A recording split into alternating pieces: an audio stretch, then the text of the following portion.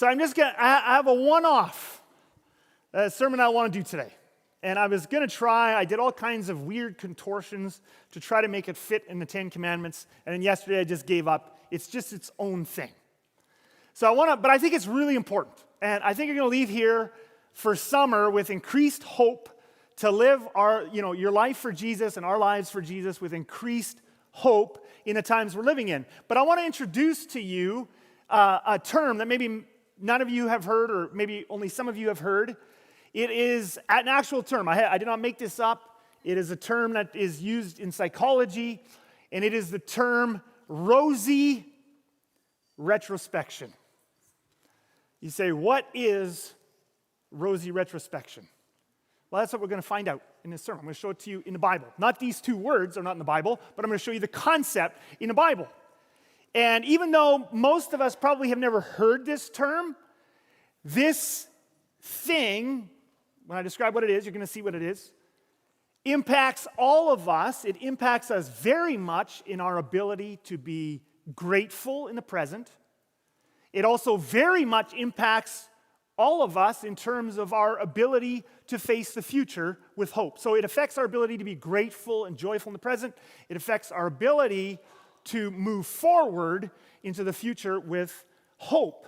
So what is Rosy retrospection? Well, we're going to start with a very famous, fun Bible story, right? So famous, and because we've been in the Ten Commandments, we're going to go back to Israel in the Old Testament just after they come out of Egypt. They are wandering around in the wilderness. Like sometimes we just have to picture that just a little bit. And of course, wandering in the wilderness, so they've just left Egypt, all right? Which, that's obviously a very exciting thing. No more bondage and oppression. However, wandering with many people in a wilderness is not exactly easy street. There are many challenges to living in a wilderness. There are many hardships that come with living in a wilderness. However, still, it's better than bondage and slavery in Egypt. One of the hardships that is a problem in this time in the wilderness is food. There's not a lot of food, never mind good food. And so the Israelites are stuck eating this stuff called manna. And Numbers 11 describes for us what this manna was like. The manna was like coriander seed and looked like resin. Now, we read over these things, and I think for many of us, we actually can't imagine what that is. If you're like me, you don't really know what coriander seed is. If you're like me, you don't know what resin is in this case, what this is referring to. So I'm going to show you a couple of pictures. They're going to help you imagine what manna would have looked like. All right? So first of all, here on the left, okay, that's a pan full of coriander seeds. They're just little seeds. You can put a bunch of them in your hand. So the manna was like coriander seeds. So it had all these little bumps in it, all these little seeds. But it looked like resin. Now, this on the right is actually really fascinating stuff. It is an edible lichen, kind of like a moss-like substance that grows in the Saudi Arabian peninsula today, even in small amounts. And some Bible scholars actually think that's the stuff that God provided miraculously for the Israelites and that they called manna. You can actually turn it into bread, all right, which we're going to see now. I'm not saying that is exactly what it is, but it could have been something like that. And it certainly has that bumpy texture like coriander seeds. But anyway, that could be maybe what manna kind of looked like. And they were eating it. Who knows? All right? But a little bit of imagination. All right? But imagine that's what you're eating all the time. Now, they could turn it into loaves of bread. And just like nowadays in the Saudi Arabian Peninsula, they actually can turn that lichen stuff into bread. So the people went around gathering it and then ground it in a hand mill or crushed it in a mortar. They cooked it in a pot or made it into loaves. And it tasted like something made with olive oil. Now, I don't know about you. I like stuff cooked in oil. That doesn't sound bad. I mean, it sounds decent. That sounds like a decent meal. The problem is when you're eating the same thing. Meal in, meal out. You know, bread that tastes like it's dipped in olive oil, good. Bread that tastes like it's dipped in olive oil, that's it. Breakfast, lunch, and supper. Monday, Tuesday, Wednesday, Thursday, Friday, Saturday, Sunday, and over and over and over and over again for months on end. That is a bit of a problem. And of course, that is does become a problem with the Israelites. So the rabble with them began to crave other food. Now, before we get too harsh on these people, how many of us complain about a lot less? I'm going to tell you right now, I don't know many of us here that wouldn't be complaining. But how many pastors get up on a Sunday morning, they preach this, and oh, those Israelites, those wicked, ungrateful people. And I mean, the condemnation we're heaping on ourselves. I mean, we would be craving other food. We would be the rabble. And then they said, and again the Israelites started wailing. And again, when we read this, we kind of make fun of them, but we would be wailing and said, if only we had meat to eat. Well, amen. I know some of you guys, and even some of you ladies, but I know some of you guys complain this from time to time if you don't get enough meat to eat.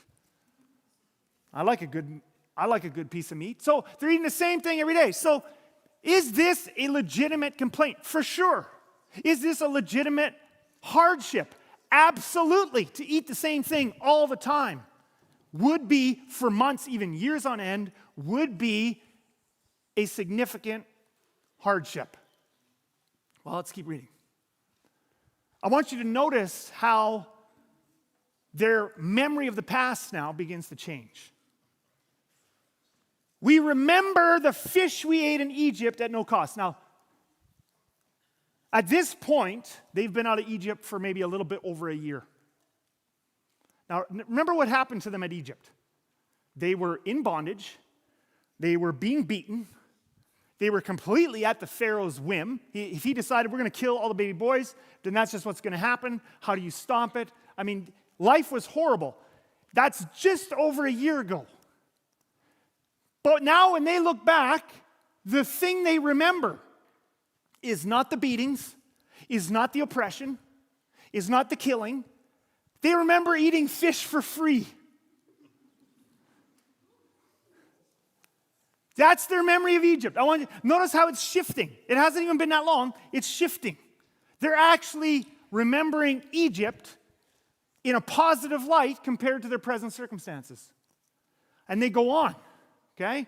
Also the cucumbers. And I'm like, again, slavery and cucumbers is the thing that's like, I mean, cucumbers, fine, cut up in a salad maybe. With a lot of sauce, but come on, that's not the thing we remember. Melons, sure. Watermelon, if they had any watermelon, that's great. Leeks, onions, and garlics. I mean, we can all do without that stuff. But these guys are like, oh, the cucumbers. Hey, wait a minute, I can just see Moses. What about the beatings? Yeah, but the leeks and the onions. What about the murder and the oppression and the absolute hopeless darkness for your kids and your grandkids? Yeah, but we had fish for free. They're fondly remembering a past that wasn't wonderful. And this, by the way, is one biblical example out of a number of what I introduced at the beginning of the sermon, which is Rosy Retrospection. Rosy Retrospection is the human tendency to glorify the past. So God does this miracle, gets you out of Egypt, but now you're eating bread that tastes like it has a little bit of olive oil on it, breakfast, lunch, and supper, and it's like, oh, if only we could have fish. Boy, back in Egypt, we had it good. Now, a lot of us Christians, we think, yeah, we would never do that. Oh, every human being does this. Let me give you some common examples. Memories of vacations from when we were children. Now, first of all, so LaDonna and the youngest two, the oldest two, work. So we go with the youngest two now, which is in some ways sad, and other ways, I guess, happy. I should just stop talking now before I get myself in trouble. But I love going on vacation. But how many of us, we have these memories from when we were kids, when we went on vacation? It was like, oh, when we went on vacation when we were kids, those road trips. And adults remember these road trips as these like, oh, it was so much fun. It was so amazing, those hours and hours and hours and hours and hours that we had in the back of the car. And we remember how fun it was. And then we take our kids on the road trips, and we're like, what is wrong with this generation? because they fight and they bicker. And it's like, when are we there? When are we there?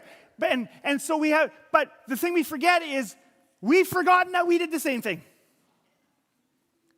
We forget, we have this, so our brains, and we do this with camping trips, we do this with lots of childhood stuff.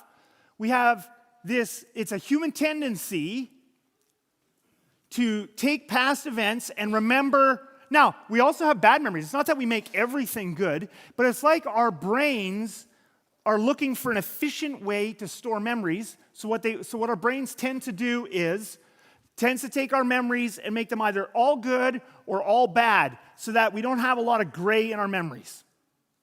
I mean, we're vastly oversimplifying a bunch of stuff, but there's this tendency in our brains to do this. So we'll have a batch of memories that are just horrible, and we don't remember any of the gray, and it's weird to think of any good in them.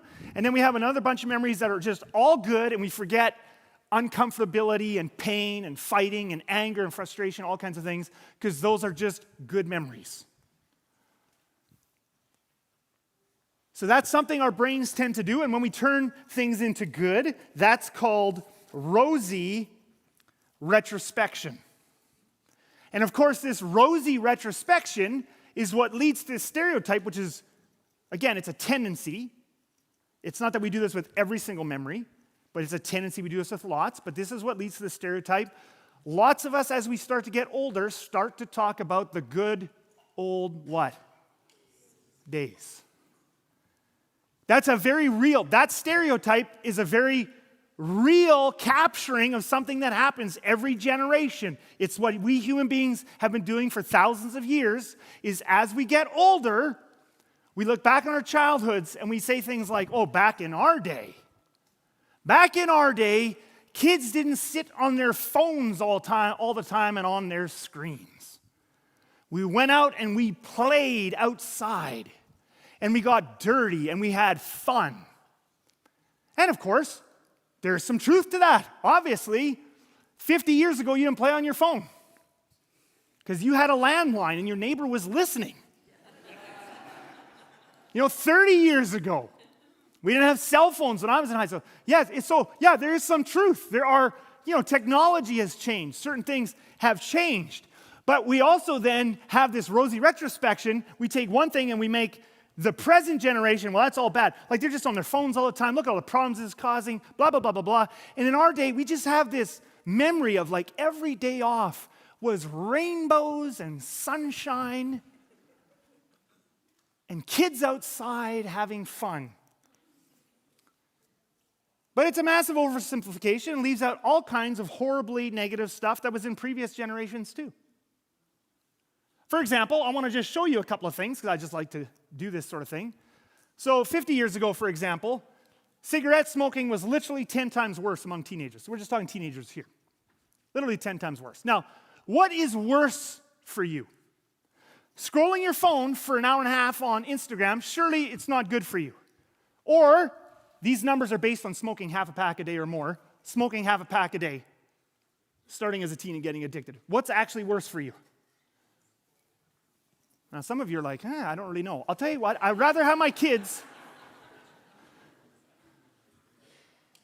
If you have any family members that work in a hospital, I'll tell you, smoking is not good for you. Getting addicted to smoking is terrible for you. 10 times worse. Oh, yeah, I forgot about that. Yeah, we did go outside and play, and we smoked, and we were 14 years old.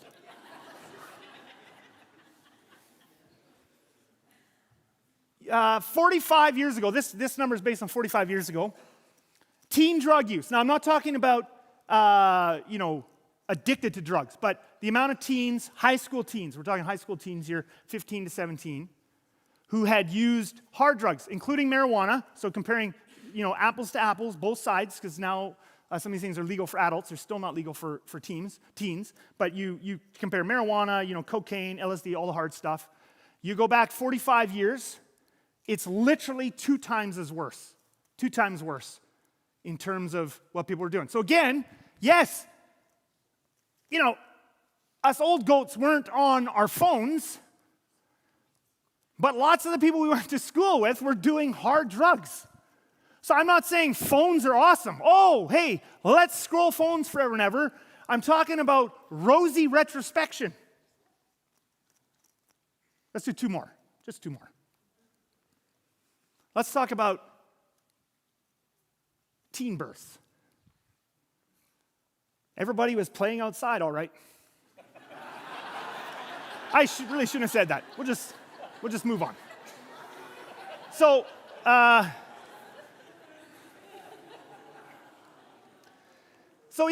yeah, 50 years ago, 67.7 births to teenagers. This is 15 to 17-year-old girls, high school age girls.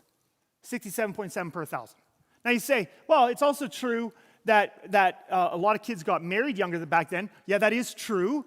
And also, how is that a good thing? Lots of people getting married at 17. Not a great thing. But it's true, some of this is within marriage. It's still way higher.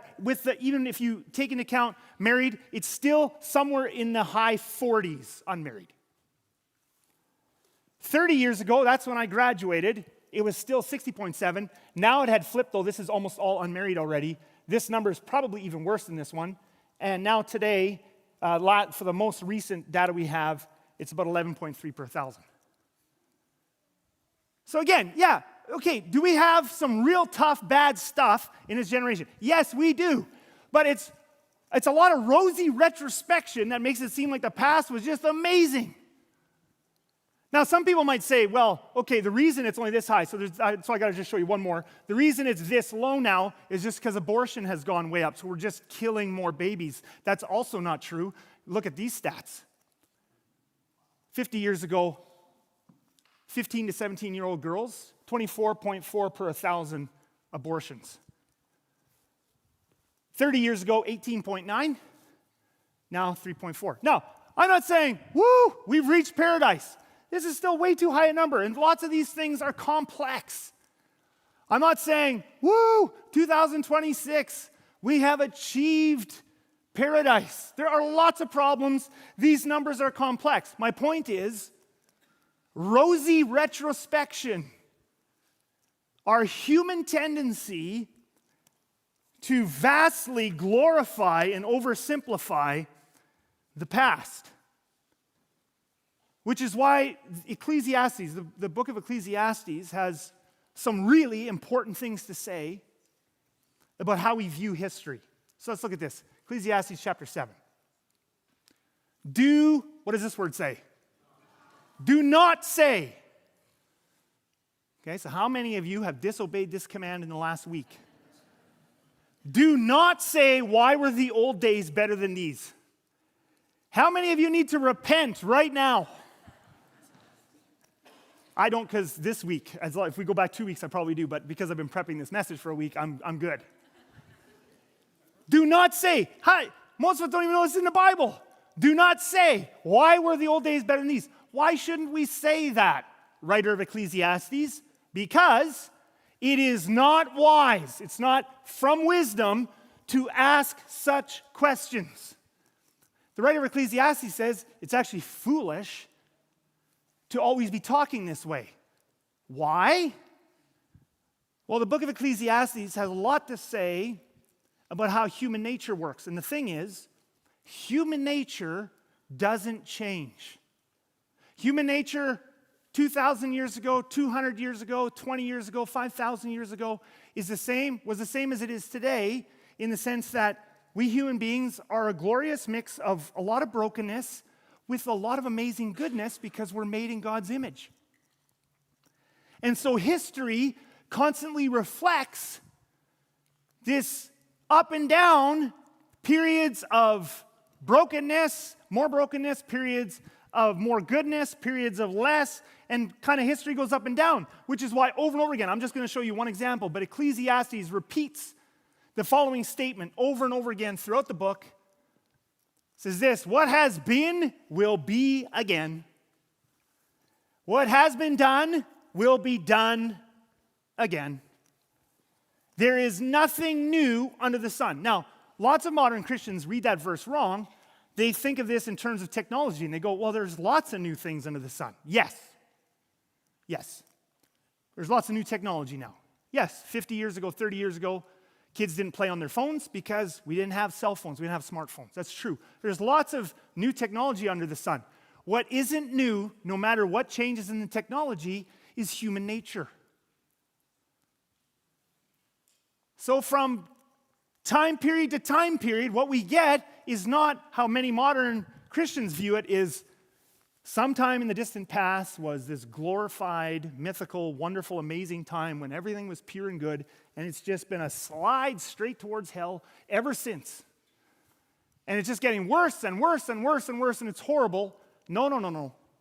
What we have are periods of time that are somewhat better, periods of time that are worse, somewhat better, somewhat worse, and lots of time in between. That's human nature. There's nothing new under the sun. How we express it can look different from period of time to period of time. But now let's go back to Israel in the wilderness. And let's see how glorifying the past, how Rosy retrospection can actually impact negatively our present when we're not aware, when we're not paying attention to what we're doing. So let's go back to Numbers. Okay, and we're going to skip ahead a few. So we were in Numbers chapter 11. We're going to skip ahead 3 chapters. Israel has now come through the wilderness, and they're supposed to be entering the promised land. This is the good land that they've been aiming for, that God took them out of Egypt to get there. And Moses sends spies into the land, and they come back and they say, hey, there's giants there. Like, it's going to be a challenge to take the promised land, no question. And let's see, because these people are still laboring under Rosy retrospection, and let's see what that makes them do in the present. But now, notice how it affects them in the now. How you think about the past is not just how you think about the past, it impacts you in the present. But now, we have lost our appetite. They've lost their ability. By glorifying the past, they have lost their ability to see all the good things they have in the present. By having this mythical past that was so amazing, now the only things they can see in the present are all the bad things. Sound familiar to anyone? We never see anything but this manna. That's all they can see. Their one problem is we have to eat this manna every single day. That's all they can see. They can't see the fact that they're not getting beaten, that they're not enslaved, that they're not oppressed. But now we have lost our appetite. So, I'm going to come actually to Numbers 14 in just a moment. I had forgotten about this. So let's look. Three ways Rosy retrospection can hurt us. First of all, as I just showed you, it robs us of our ability to be grateful in the present. When you build an overly simplified, mythical version of your past, it robs you of your ability to be grateful in the present. It does something else to you, though, too. It will cause you to lose your perspective so that you overreact to stuff. It's not just gratitude. Now the Israelites are wailing and moaning about manna. They're overreacting. They're just not just grateful. They're overreacting to stuff. Yes, it's a problem. Is it that big of a problem compared to what they went through? So now we go to Numbers 14. That night, all the members of the community raised their voices and wept aloud. Imagine being in slavery and you have the choice. 1 year from now, you can have your freedom, but you'll have to eat manna every day. And they'd be like, woo, here they are, bawling their eyes out. And then they say this, wouldn't it be better for us to go back to where?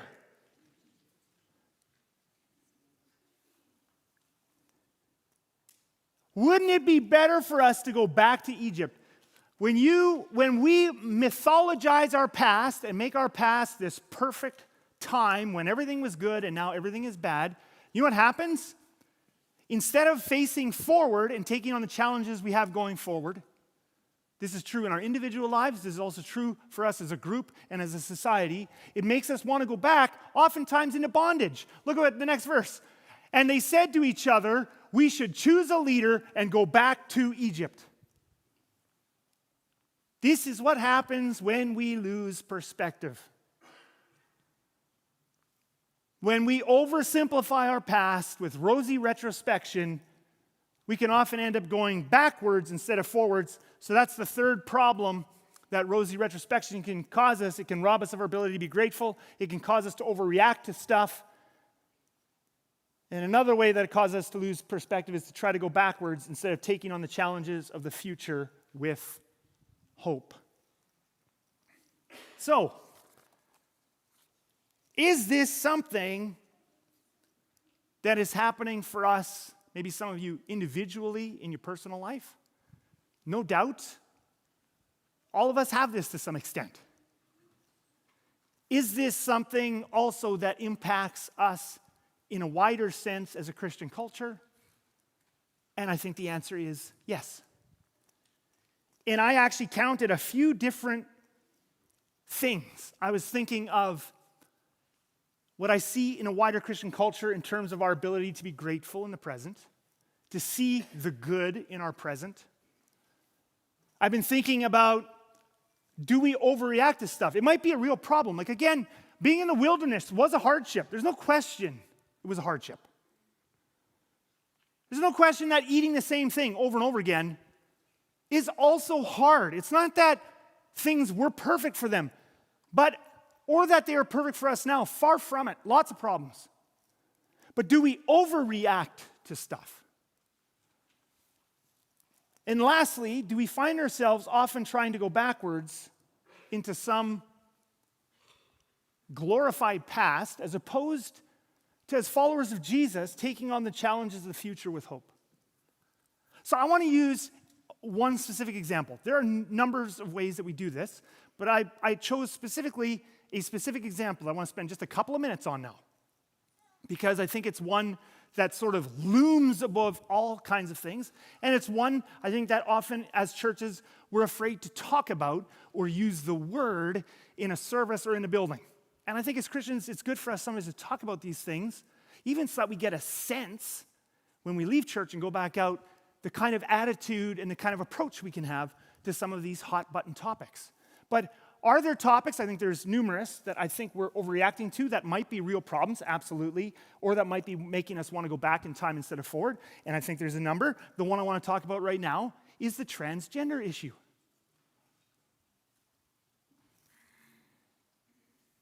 Lots of people just fleeing for the doors. How do I sneak out of this now before this gets any more uncomfortable? If you listen to, lots of Christian talk radio right now, or podcasts, or, large megachurch pastors, I'm not saying all of them in any of these cases, I'm not saying all of them, but there's a consistent push in a lot of these areas. And if you listen to some of these people on the radio during the week or however you listen to stuff, the transgender issue is like the big one that is the proof. If you need proof that things are more wicked and evil now than they have ever been before, if Jesus doesn't come back in the next 10 years, we are doomed.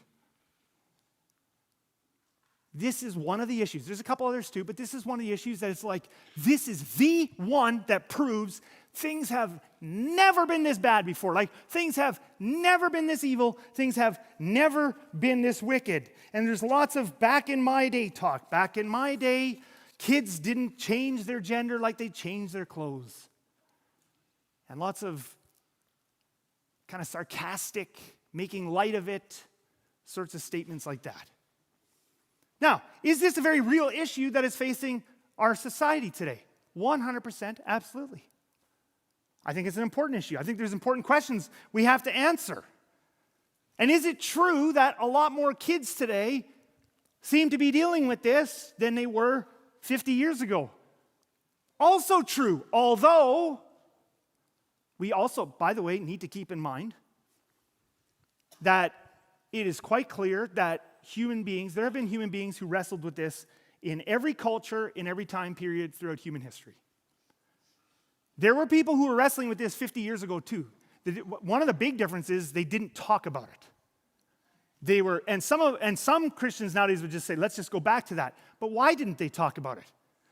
Some of the reasons they didn't talk about it is because they were afraid of the extreme shame, even physical violence, or legal or economic repercussions that could be brought down on them. Some of that was so un-Christ-like, it's sickening. what even Christians participated in against people like this. But even with that in mind, that more people would hide that kind of thing 50 years ago or 100 years ago than would do it now, the statistics are still pretty clear. Especially with young people, it seems like more and more young people are wrestling with this issue. So is it a problem? I actually think it is. I personally know over the last 5 to 7 years, I've known 7 different families who have walked through this or are walking through this. It is always very, very difficult for everybody involved. By the way, if you've ever actually talked to someone who really struggles with this, some of the young people who struggle with this, there is like extreme mental duress. Sometimes the way this gets talked about on the radio or on a podcast or whatever, it's like Christians just want to say, oh, it's just, kids get up in the morning and they just want to rebel against God and change their gender. Well, and no doubt, there are some kids who are just looking for a group to belong in or want to rebel against their parents and will do anything they can for a reaction or are just looking for acceptance, and that's the way they go. No doubt. And by the way, those kids need to be loved too. But there are a number of kids where literally from a young age, they literally loathe themselves. Like it's like a deep, deep self-hatred. You sit in a room with one of these kids, it is painful. And since a young age, they have hated themselves. Sometimes there is, suicidal thoughts. There is dark depression, all these sorts of things. And for some of them, wanting to get a gender transition or a surgery or whatever is the only way they know. They're looking for an escape from the storm inside. Now, you say, well, you're just saying they should all get a surgery. Absolutely not. I am far, far, far, far from an expert in this. From some of the people I have read and listened to who are much more expert in this than me, I haven't seen personally, again, I'm not an expert, but I haven't seen good evidence that doing that kind of an intervention actually helps these people get relief. No doubt some people have found some relief, but there's been lots of stories too of people who later regretted it. Sometimes it even makes it worse. Sometimes they want to go back and change again. So is it a problem? Yes. Do I think we should be able to talk about this in a free society, in respectful, gracious ways, and disagree, and not just be shut down as a bigot if you think, well, maybe we should kind of slow this down a bit, or maybe this shouldn't be allowed for minors? Like, do I think we should be able to have those discussions? And are we sometimes not able to? Yeah, I think all that's true, and I think all that's a problem. I also don't think that transgender women, biological males, should be able to change in a women's change room or go into a women's bathroom or compete in women's sports. I think there's safety issues here. So all of these things, I just want to tell you, it's like the Israelites in the wilderness. There's no question. I'm not saying things are perfect. I'm not saying things are easy. I'm not saying, oh, this is fun.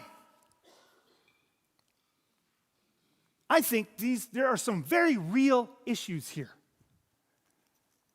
However, is this one issue the proof that things are more wicked? And the devil is just, the demonic. Whoo! It's evil. This one issue is what proves it's worse now than it's ever been before. I'll tell you right now, I would rather live now than 50 years ago for many, many reasons. But we need a huge, heaping load of perspective. So let me just show you a couple of things of perspective. Let's just get perspective about something that is a problem. So gender dysphoria is a medical condition where people literally get diagnosed. There's literal psychological things where people hate their bodies, self-loathing from a young age. It's really horrific. It's a horrible thing to struggle with. It's about 0.2 to 1.5 per 1,000. I want you to just notice how small those numbers are. and how some of our media, particularly Christian media, have made this the biggest issue that proves society is blowing up right now with wickedness. Now, there's also a bunch of people who would call themselves non-binary. These are the kinds of people who are looking often for medical interventions and transitions. Non-binary, usually not. These are people who say, yeah, whatever. And there could be people, they're often not looking for a transition, a surgery, or anything like that. They're identifying differently. And Christians freak out. Oh, it's horrible. Okay, I definitely think there's some problems here. And it impacts 5 or 6 people per 1,000. Now, someone's going to go say, well, yeah, these numbers are for the whole population, but the teenagers, it is just rife. So I couldn't find really great numbers for teenagers in Canada. I found some stuff for other countries. So I'm going to put up an imaginary number. But let's just blow this up real big. Let's overestimate. Let's say this is affecting. Let's imagine. So don't quote this number. Let's imagine it's 25 per 1,000 teens. Oh, I mean, Jesus better come back. He just better come back. The wickedness is so overwhelming. Unless we think about it this way, 975 kids per 1,000 are not struggling with this. And this is an imaginary number again, by the way. I'm blowing it up huge. Now, let's say this number is true. Some guy on the radio can say, oh, our teens are 500% more likely to identify in one of these ways. And people, woo-hoo-hoo! Hair falling out in the car, veering into the ditch in terror of the wickedness. Yeah, you can quote huge percentages. Oh, it's increased 1,000% since 1976. You can increase tiny numbers by 1,000% and still have them as tiny minorities. Meanwhile, we're so terrified that Christians are saying horrific things for a lot of young people who actually are made in God's image and are actually struggling with stuff. Now, there's a whole other line of thought where people look, let's take this imaginary number again, and they say, well, yeah, but it's grown 1,000% or whatever, some big number. If it keeps doing that 10 years from now, we won't have any biological guys and girls left. It's just going to keep like a rocket. And that'll be the end of civilization. Literally, I've heard people say this kind of stuff who have millions of followers and listeners. You know what I can tell you right now? This is not going to go up forever. You want to know how I know? Because this has been happening in the real world for over 50 years. Do you know that in 1972, Sweden made laws allowing for people to change their gender? Yeah, that's back before I was born. That's 1972. In Sweden, they said, you can change your gender. And they started allowing people to have surgeries and stuff. I don't know, I've never been to Sweden. They have a good hockey team. They have a decent soccer team. If you go to Sweden, though, today, you know what you're going to find? It's still there. It's still there, and the vast, let me use the correct number of vasts. And the vast majority of people there still are, if they're biologically male, they just call themselves men, and if they're biologically female, they call themselves women. You want to know why? Because the vast, I'll throw another vast majority of us don't want to change our gender, even if we're allowed to. That's just the real world. So, is this a problem? Does society need to come to grips with how do we help people properly? How do we help keep people safe? Yes. Are these important things to talk about? Absolutely yes. Is the world about to end? Let's put this one issue, which people make huge. I personally am tired of politicians that talk about issues that affect 0.1% of my life, like this one, as opposed to talking about the real issues that affect 99.9% of us 99% of the time. Why are we so obsessed with voting based on this as opposed to things that actually matter to the vast majority of people? So let's just put it into balance. Let's say it's 25 per thousand now. Let's just randomly assign one, a nice low number, to 50 years ago. Light blue means, okay, it was better back then. 1-0 for 50 years ago. Drug use, 1-1. Hundreds less teens now. Teen pregnancy, per thousand, much bigger number, better for now than 50 years ago, and the number is bigger than the gap between these two. 2-1 for now. Teen abortion, 8 times worse 50 years ago. Well, let's just call it 7, because there's a point in here. Let's just call it 7. 3-1. Traffic fatalities. This is one that matters to me as a parent. These are for teens. 50 years ago, 48 per, this should be 100,000. It went off the edge there. 48 per 100,000 fatalities. A lot of it had to do with increased drunk driving among teens. Very risky driving behavior. Now, it is a third of that. 17 per 100,000. This one really matters to me as a parent with kids. It should matter to parents and grandparents and teachers and all kinds of people. We could go on and on. We're not even talking about the Cold War. 50 years ago, the United States and the Soviet Union were building as many nuclear missiles and bombs as they possibly could because we were constantly on the verge of annihilating the entire planet with a nuclear war. And yet, and the transgender issue is only one, we could pick others. We have Christians who focus in on one issue and say, this is the biggest, most important thing that we could be talking about right now. And it isn't.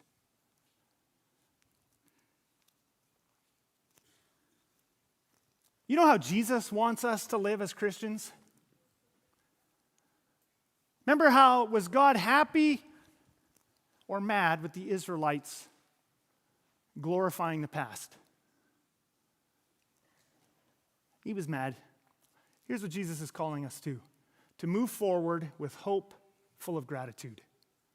By the way, when you move forward in fear, when Christians get into mudslinging and political wars, you know who gets hurt? The kids and the young people who are actually struggling with some of these issues. I have heard Christians say some of the most mean-spirited, awful, un-Christ-like things. And the reason isn't because they're evil, it's because they're scared. We need to move forward with hope, full of gratitude, knowing that history is going to have ups and downs, but Jesus is the one we're following. Amen? So would you bow your heads with me and close your eyes?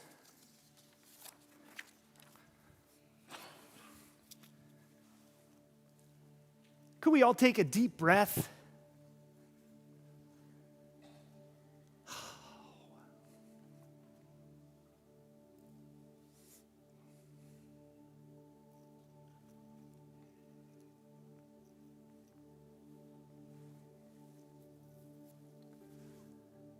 Could we just pay attention to the fact that our society is far from perfect, but there's lots of good things to be thankful for too. Maybe it's time we started becoming the light. Jesus is calling us to be salt and light. Maybe it's time we started becoming that salt and light by speaking in hope and joy and gratitude, as opposed to the spirit of this age, both for Christians and non-Christians. The spirit of this age seems to be fear and polarization and anger. Lord Jesus, would you help us be the people who keep perspective, who keep grateful, and who keep hopeful. Thank you for summer. Thank you for freedom. Thank you for health and thank you for love. Thank you for this church. In Jesus' name we pray. And all the God's people said, amen.